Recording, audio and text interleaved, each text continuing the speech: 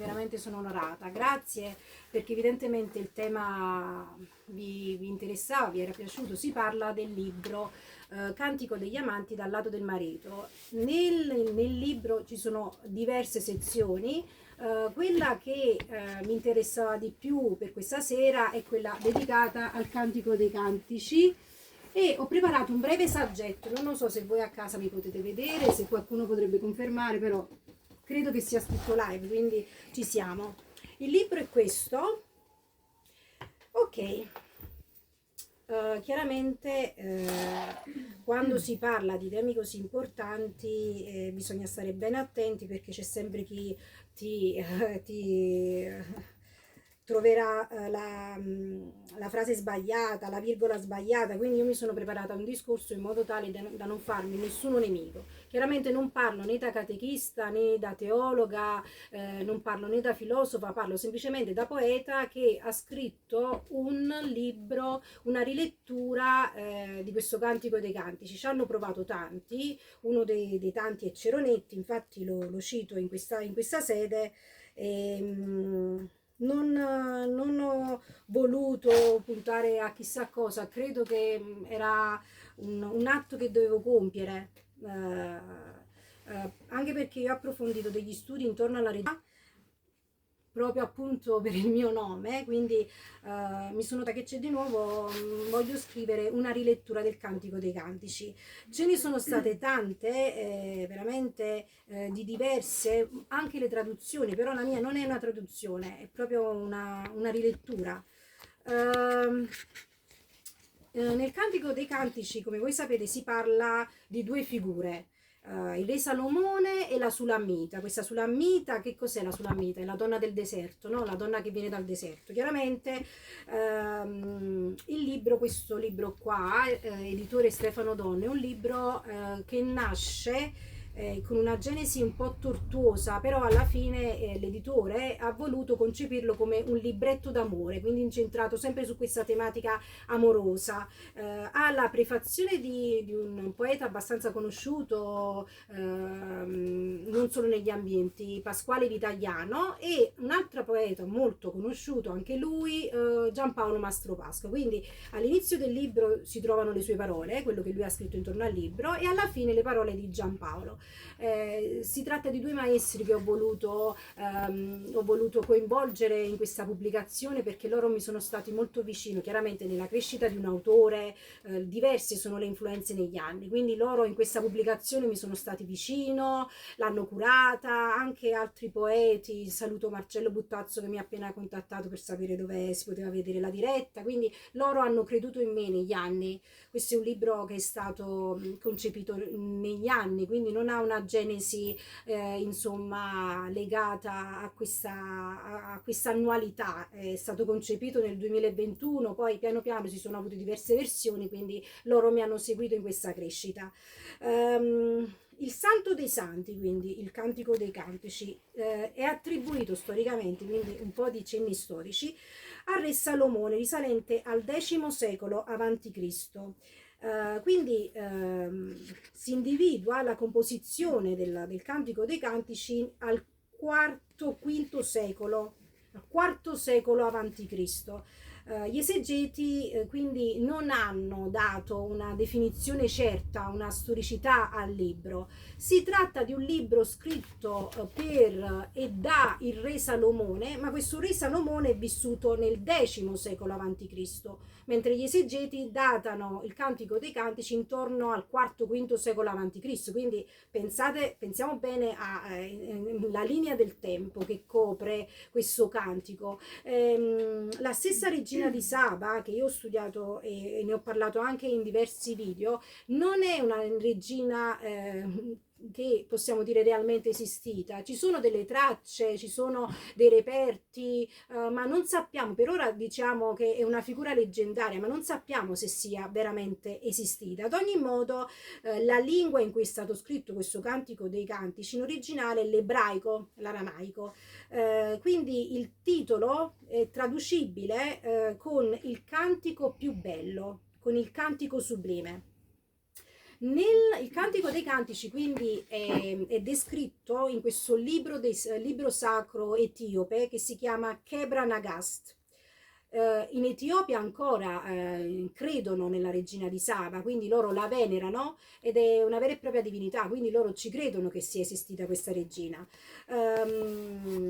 Questa regina è anche chiamata Makeda e avrebbe dato un figlio a Salomone di nome Menelik. Il regno di Saba dove si trovava? Questo regno di Saba si trovava nell'attuale Yemen, nell'Eritrea, nell'Etiopia, quindi non è localizzato in modo preciso, però si stanno continuando a fare delle ricerche, diciamo che possiamo dire che si trovava più o meno tra lo Yemen e l'Etiopia.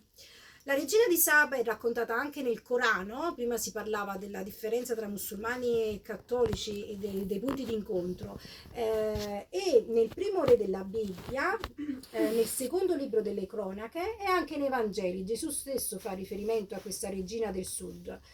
Quindi la leggenda della regina di Saba è stata poi ripresa nella letteratura nei secoli con Boccaccio e anche con la scrittrice Christine de Pisan con il libro della città dalle dame. Ok, tutta questa introduzione era per dire che la regina di Saba non è solo presente nell'immaginario collettivo, quindi in ognuno di noi, chi non conosce la regina di Saba che viene dal sud per criticare, no? Per giudicare il popolo. Ad ogni modo, anche nella musica, così come nell'arte, nei secoli è stata ripresa la figura di questa regina. Per esempio nel balletto abbiamo Ottorino Respighi, che appunto ha scritto Belkis, la regina di Saba del 1932, o anche Handel con Solomon del 79, Gounod con Reine de Saba del 62, Goldmark, la regina di Saba del 75. Così anche nel cinema è stata ripresa con il film Salomone e la regina di Saba di Vidor nel 59, Salomone con una miniserie televisiva di Roger Young del 97, The Librarian 2, Ritorno alle miniere di Re Salomone, che è un film per la televisione di Jonathan Frakes del 2006, quindi quello più recente. Nell'arte chiaramente abbiamo tantissimi riferimenti a questa regina di Saba, come nell'opera di Salvador Dalì, Tu sei tutto amore mio. Qui non abbiamo potuto proiettare delle slide, però basta cliccare su Google regina di Saba Salvador Dalì e troviamo queste opere, questi piccoli schizzi destinati alla compagna. Quindi Tu sei tutto amore mio, ispirata quindi al Cantico dei Cantici, dedicata appunto alla compagna, sono datati del 1971.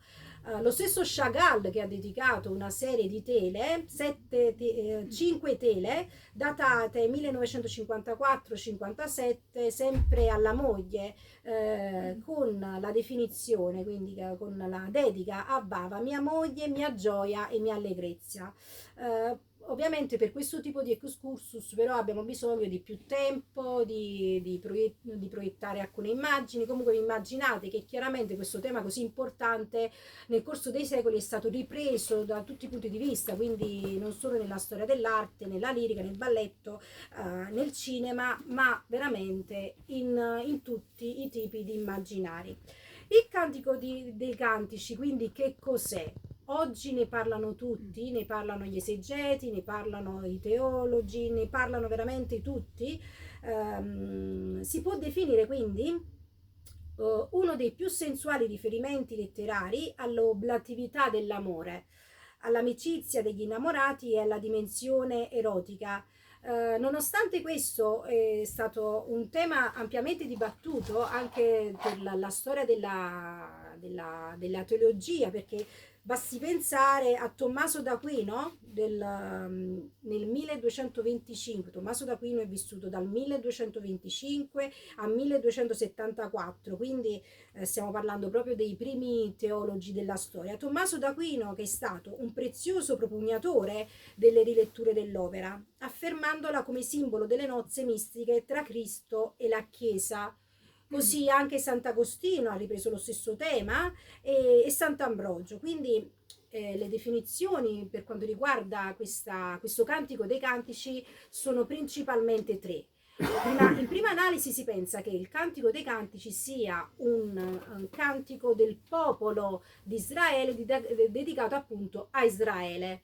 In seconda analisi si parla del fatto che potrebbe interpretarsi come l'amato che rincorre l'amata, quindi il popolo e la Chiesa nel matrimonio mistico, o anche insomma la lettura più facile, più simbolica, quella che si usa anche per il matrimonio degli sposi, che è quella dell'amato verso l'amata, quindi un percorso erotico all'interno della Bibbia, un percorso sensuale, erotico, una delle punte più alte della sensualità letteraria. Il Cantico dei Cantici è stato anche letto come unione statica tra l'amato e l'amata, come matrimonio mistico, quindi l'abbiamo definito. E Guido Ceronetti, in questo caso che cito, Guido Ceronetti, che è morto da pochi anni, penso che tutti quanti lo conosciate, no? Guido Ceronetti, drammaturgo, filosofo, grande pensatore, propugnatore del pensiero libero, no? Ceronetti, morto a Cetona. Ceronetti appunto ha tradotto quest'opera e ne ha fatto anche un commento suo personale, sottolineando i significati speciali. Chiaramente si tratta di un'opera, se vogliamo, anche sull'erotismo, quindi Bataille e tanti altri filosofi ne hanno parlato. In questo caso cito Levinas, però veramente tanti hanno parlato di quest'opera, perché resta un enigma all'interno della Bibbia, di come la Bibbia abbia potuto tramandarsi con quest'opera così sensualissima, così erotica, no? Dell'incontro. Ceronetti parla di un idillio pastorale, il suo modo di vedere le cose è che è un idillio pastorale, perché comunque si parla del IV secolo avanti Cristo, quindi del regno delle tribù, quindi di questa Sulammita, di questa donna che è innamorata di Salomone, però è anche questa donna una regina, che è la regina di Saba, che viene dal sud per andare da Salomone e a fargli porgli delle domande, degli enigmi intorno alla sua saggezza. Quindi immaginiamoci questa donna con 2 tonnellate di oro, a seguito di elefanti, cavalli, tutto quello che si poteva avere dall'Etiopia, che va incontro al re Salomone. Quindi Ceronetti appunto sottolinea questo ambiente pastorale, agrestre dell'opera. Per i mistici come San Giovanni della Croce, il cantico è ancora una volta l'amore dell'anima a Dio, quindi più se ne scruta il testo, meno lontani si fanno i piani di realtà diverse ai quali si può accedere dal suo, che mobile e sospeso, mai a livello di un piede fermo. È un sogno erotico, non un racconto. Non è la storia degli adulteri di David e Betsabea, degli incesti di Amon e di Tamar. Non vuole né avvertire né eccitare, vuole soltanto rivelare qualcosa attraverso il suo sogno, qualcosa che in certi luoghi e tempi predestinati le ipostasi divine hanno celebrato in figura di amanti umani. In questi giorni ho seguito vari biblisti che hanno curato l'opera Il Cantico dei Cantici. In questa sede volevo citare questo biblista Don Francesco Giosuè Voltaggio, biblista e professore di archeologia e sacra scrittura in Terra Santa, che sottolinea l'interpretazione allegorica e letterale di questo Cantico dei Cantici, perché il Cantico dei Cantici in definitiva fa riferimento ai canti egiziani, i canti della Mesopotamia, quindi anche al genere wasp, al genere arabo, quando gli sposi declinano le loro bellezze tramite la poeticità del corpo. All'epoca questa cosa era comunque impensabile, questo trattato così sull'erotismo era impensabile, eppure si è tramandato nei secoli come definizione dell'amore degli amanti. Ehm, Infatti il rabbino Akiba lo definisce il Santo dei Santi. Il Santo dei Santi era un luogo all'interno del Tempio in cui le persone normali non potevano accedere chiaramente, e lui stesso lo definisce il Santo dei Santi. Il mondo intero non vale il giorno in cui il cantico fu dato a Israele, perché tutte le scritture sono sante, ma il cantico dei cantici è santissimo, quindi il luogo più santo nella santità. Infatti molti dicono che sia anche il percorso della perfezione, della sacralità. Senti Sabatina, io ti voglio dire una cosa. Io sono curioso di te, soprattutto come poeta. Ok, Cioè mi interessa più la tua poesia che la tua erudizione. va bene, io mi sono preparata. Insomma, la lettura di questo, la mia rilettura del Cantico dei Cantici. Ammetto che Ceronetti ne fa una rilettura molto più speciale, chiaramente, lui è un maestro, però io mi sono addentrata in questa poetica, perché veramente è una poetica. Cantico degli amanti. Io sono per il mio diletto e la sua brama è verso di me. Non si propone come una traduzione, siamo a pagina 73, si propone semplicemente come una rilettura di quello che è stato tramandato nei secoli. Non esiste tradimento negli amanti. Lui, mio fratello, mio sposo e mio amante, mi ha introdotto nella cella del vino e tra me e lui un nastro d'oro brilla alle luci della notte. Ci riconosciamo tra mille. Mi dice che sono bella, riempiendomi di questa grazia. È generoso, buono, soprattutto con me, che riempio il suo letto. Siamo amanti. La sua sinistra è sotto il mio capo e la sua destra mi abbraccia. Cantico degli amanti, un cantico e nel letto degli amanti bagnati di vino. Questa è l'introduzione che se ne fa del Cantico dei Cantici. Sottolineiamo che il Cantico dei Cantici quindi ha tre letture. L'amore erotico, l'amore passionale, ma l'amore anche fraterno che si vuole proprio ad un fratello, quindi il fratello amante, in questa letterarietà un po' incestuosa, ma è così, è anche l'amore che si vuole al fratello amante ed è anche l'amore che si vuole a Dio attraverso un uomo ed è l'amore che si vuole anche ad un figlio. Quindi l'amore, l'oblatività, la dedizione che si vuole a un figlio, quindi è altissimo, si tratta di letteratura sublime. E a me è piaciuto molto riscriverlo perché veramente io penso che ci ho messo 36 anni per riscrivere una cosa del genere, per prendermi la briga di poter riscrivere una cosa simile, ma penso che sia veramente uno dei punti più alti di quello che si può vivere dell'amore su questa terra.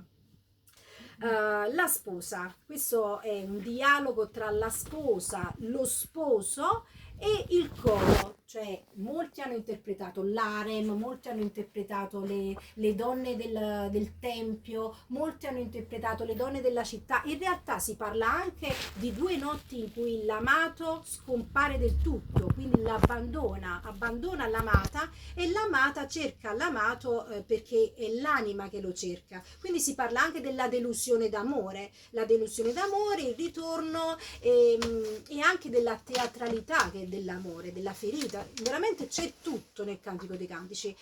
Se si vuole pensare all'amore, leggere il Cantico dei Cantici, anche per chi non crede, perché io sto parlando laicamente, è veramente straordinario.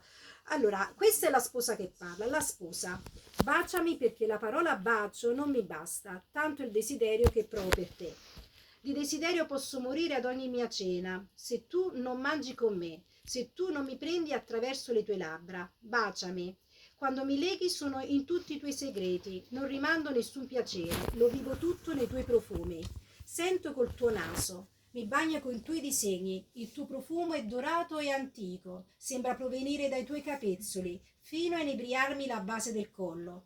Non si può rimandare l'odore della mia anima che viene da te.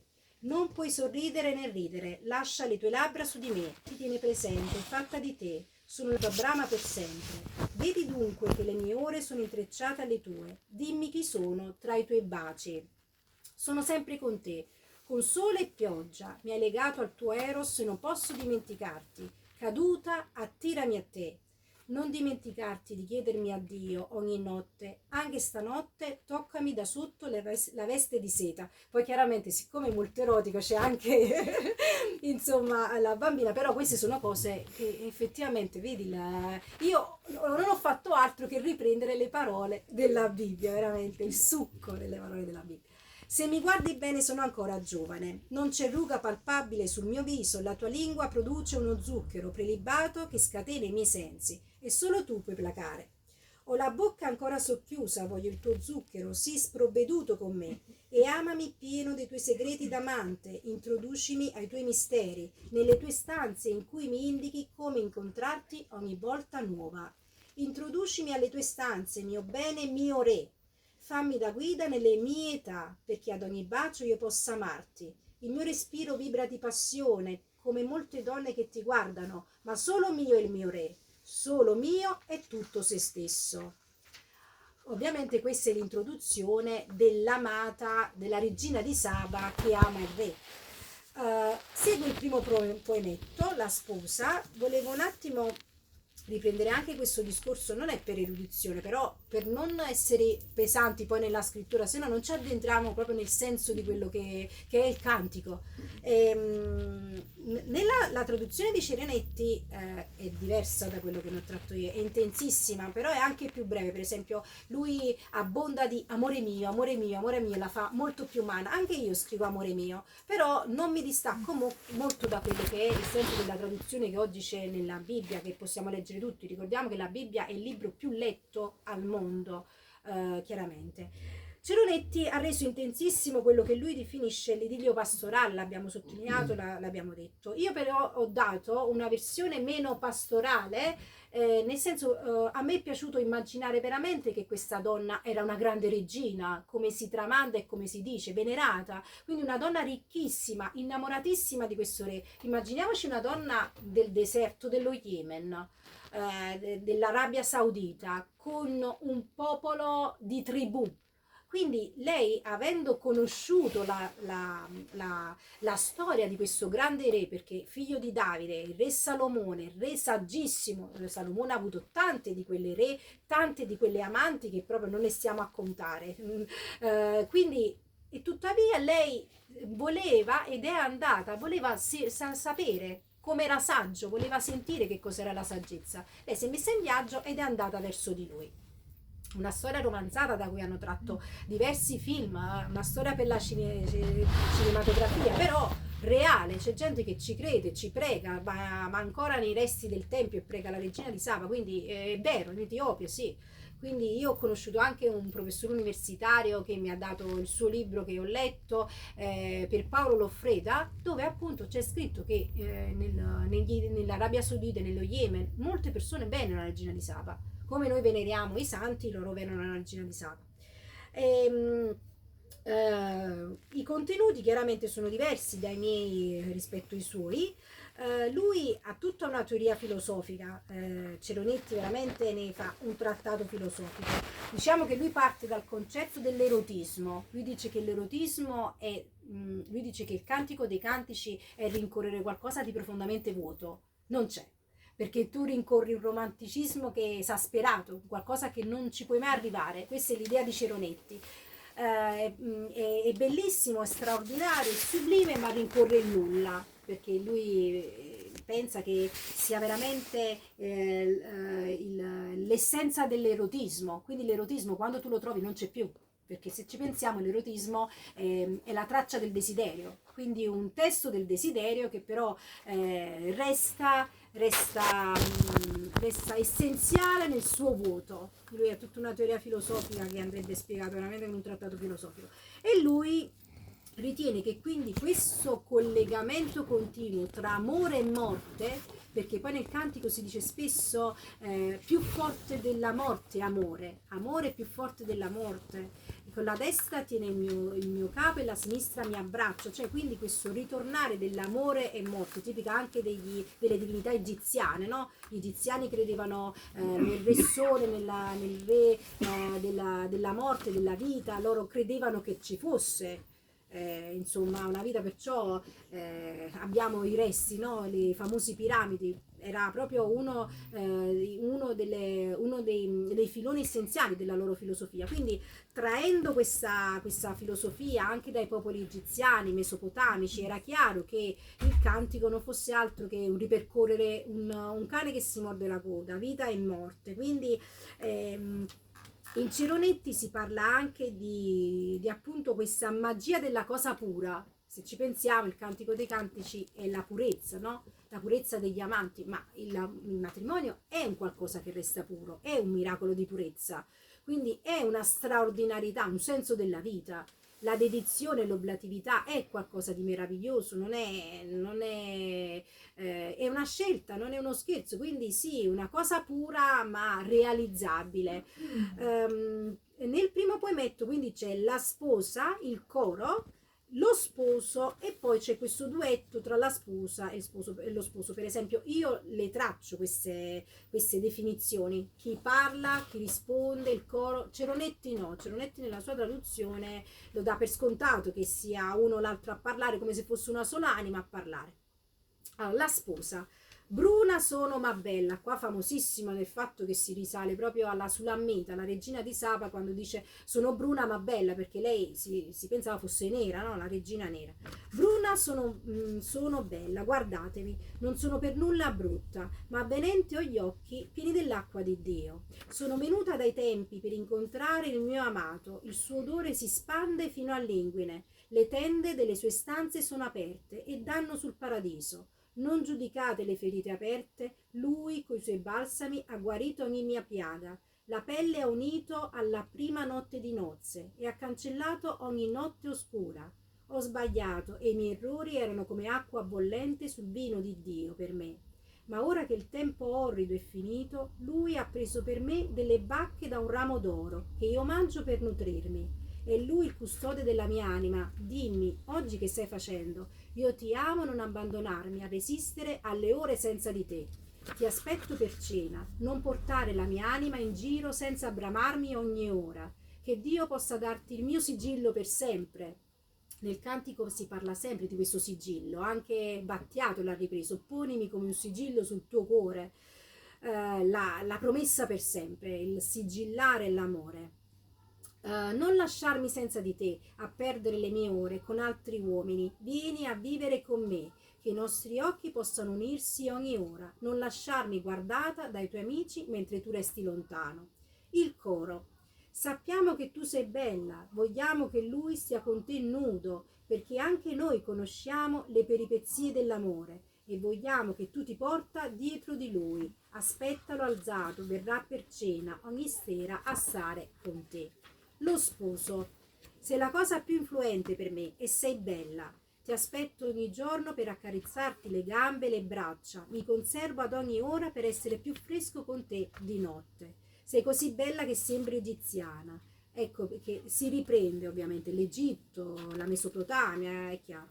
Vieni nella mia casa, dentro di me. Io ti aspetto ad ogni ora. Sono convinto che sei una dea a cui è stata restituita una forma umana.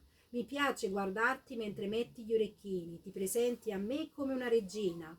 Ti regalo degli orecchini con cui potrai sentire solo il mio desiderio, chiusa agli altri per sempre. Duetto tra loro. Quando lui vive senza di me, lo sento, siamo uniti. Lo sento nei pensieri, nelle mani, percepisco il suo desiderio su di me. Ho perso il senno per amore, ma sui miei seni ci sono i suoi segni. Anche questo mi piace molto perché riprende il filone dell'amato e dell'amata che perdono il senno per amore, no? Un po' Ariosto, l'Orlando Furioso, ripreso poi da Calvino, da Dante stesso, quindi la pazzia per amore. E tutto, nel cantico c'è veramente tutto quello che si prova, che un innamorato prova, che l'anima prova. La notte prima mi bacia dappertutto e durante il giorno, quando è lontano, lo ritrovo sulla mia pelle. È dentro l'anima, è altissimo quando mi seduce, quando mi penetra. Sei bellissima, amore mio, mi piace che prima di toccarci ci parliamo come due amici, così che quando facciamo l'amore sento di ricompensarti per la tua cura. Anche tu sei bellissimo, ti amo, Non sospettare di niente, sono tua ad ogni ora del giorno. Appartengo a te anima e corpo, nessuno può sciogliere il nostro legame. Lo vedi con quanta passione ti faccio l'amore, ogni notte come se fosse la prima. Lo senti come ardo di passione per te.